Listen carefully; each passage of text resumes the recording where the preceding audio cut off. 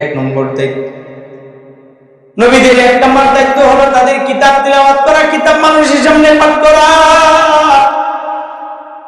যুগে যুগে যত নবী এবং রাসূলকে মালিক দুনিয়াতে পাঠিয়েছেন, সকল নবী রাসূলগণ তার উম্মতের সামনে তাদের সহিফা তিলাওয়াত করেছেন। সর্বশেষ নবীর উপরে সর্বশেষ যে গ্রন্থ নাযিল হয়েছে, সেই সর্বশেষ নবী সর্বশেষ গ্রন্থটাও কিন্তু তার উম্মতের সামনে তিলাওয়াত করেছেন। ও ভাই, জানো কি জানোনি, আল্লাহর কালাম তিলাওয়াত করা এক নাম্বার নবীদের দায়িত্ব কেন বানানো হয়েছে?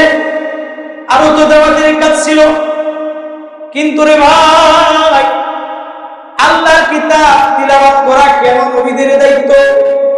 হ্যাঁ, মাওলা পাক যে কালাম আসমান থেকে নাযিল করেন, প্রত্যেকটা কালামের মধ্যে মাওলা পাক এমন একটা আকর্ষণ লাগাই দেন, যদি কোন মানবের কর্ণগহ্বরে আল্লাহর কালামের তিলাওয়াত পৌঁছে, সেই মানুষের হৃদয়টা নরম হতে বাধ্য হয় কি হয় না? যার কারণে সকল নবীগণের এক নাম্বার কাজ, প্রথম তোমরা আমার কালাম তিলাওয়াত করে শোনাও। যখন তোমার উম্মতের বান্দাদের দিলটা নরম হবে, যখন এই কিতাবের প্রতি তাদের দিলটা মায়াল হবে, তাদেরকে তাওহীদের কালিমা তাদের সামনে পেশ করো, তাদেরকে কিতাব শিক্ষা দাও, আস্তে আস্তে তাদেরকে তাজকিয়া করো, পবিত্র করো। তাহলে নবীগণের এক নাম্বার দায়িত্ব কি? বলেন না, এক নাম্বার দায়িত্ব কি? কোরআন তেলাওয়াত করা, মানুষের কর্ণগহ্বরে কোরআনের তিলাওয়াতের আওয়াজ পৌঁছে দেয়া এক নাম্বার নবীদের দায়িত্ব।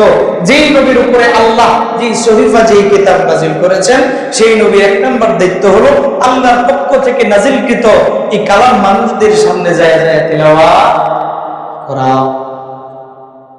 আল্লাহর কালামের তিলাওয়াতের পাওয়ার কেমন জানেননি? আপনারা হয়তো জানবেন, সরদারে দু আলম নবীর সবচেয়ে বড় শত্রু কে ছিল? জোরে বলেন, আরো জোরে বলেন। সরদারে দু আলম নবীর সর্বপ্রধান সবচাইতে বড় শত্রু ছিল আবু জাহেল। আবু জাহেল চিনেন তো সবাই নাকি? শুধু আবু জাহেল না, আবু জাহেলের সাথে আরো কয়েকজন ছিল, আবুল আখনাস, উতবা, সাইবা, আবু লাহাব ছিল কি ছিল না? সবচাইতে বড় শত্রু। যদি বলেন যে হ্যাঁ, নবীদেরকে কেন এক নাম্বার দায়িত্ব দেওয়া হলো কালামুল্লাহ শরীফের তিলাওয়াত? ও ভাই, সরদারে দু আলম নবীর সবচাইতে বড় শত্রু যে, সে কেবল নবীর শত্রু নয়, সে কার শত্রু বলেন?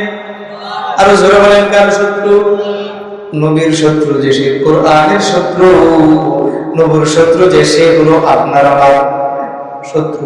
হাসান আলিসা। কিন্তু আল্লাহর কালামের তিলাওয়াতের প্রভাব কেমন? সরদারে দু আলম নবী যখন নিজের খুঁটিরে বইসা বইসা এই কোরআনটারে তিলাওয়াত করে, নবীর শত্রু মিত্র যারা ছিল, কাফের মুশরিক, নবীর ঘরের চতুর্পাশে শুনতো কি শুনতো না? জানেন না আপনারা? দারুন নদওয়ায় বৈঠকে বসছে, সিদ্ধান্ত লিপিবদ্ধ করা হয়েছে, আজকের পর থেকে কেউ মুহাম্মদের তিলাওয়াত শ্রবণ করার জন্য মুহাম্মদের দিকে যাবে না। মুহাম্মদ যেখানে যেখানে জলসা বসাবে, সেই জলসার মধ্যে যায় কেউ দাঁড়াইতেও পারবে না। দারুন নদওয়ায় বড় বড় নেতা খেতা যারা ছিল, সবাই এসে মিটিংয়ে সিদ্ধান্ত জানায়, একটা লিখিত আকারে জানায় দেওয়া হয়েছে। পরের দিন রাতের বেলায় যখন সরদারে দু আলম নবী নিজের খুঁটিরে তিলাওয়াত করতে বসেছে, আবু জাহেল মোটামুটি রাতে একাংশ যাওয়ার পরে চুপিসারে বিছানা থেকে উঠে গেছে, ঘুমে ধরতেছে না, ঘুম হইতেছে না। কারণ একটা বদ অভ্যাস আছে। কি আছে? জোরে বলেন, কি আছে? বদ অভ্যাস। বলবেন কেন বদ অভ্যাস? এটা তো বদ অভ্যাসী, হ্যাঁ তুললো আমার শত্রু, তাহলে হ্যাঁ কথা শোনার লাগে আমি ঘুম নষ্ট করে কি লেগে যেতাম। ভালো বদ অভ্যাস। আবু জাহেলের ঘুম হয় না, বিছানা থেকে উঠে দাঁড়াইছে, বিবি জিগায় কি ব্যাপার, কই যাও তুমি? বিছানার মধ্যে তুমি শয়ন করেছো ঘুমানোর জন্য, রাতের একাংশ পর্যন্ত অতিবাহিত হয়ে গেছে, না ঘুমায় হঠাৎ করে তুমি যাও কই? আউজান বলে যাই আসতেছি বাড়ির থেকে। বিবি পিছন দিক দিয়ে ডাক দিয়ে কয়, তুমি কইলে কও, না কইলে নাই, আমি খুব ভালো করে জানি যে তুমি যাইবা।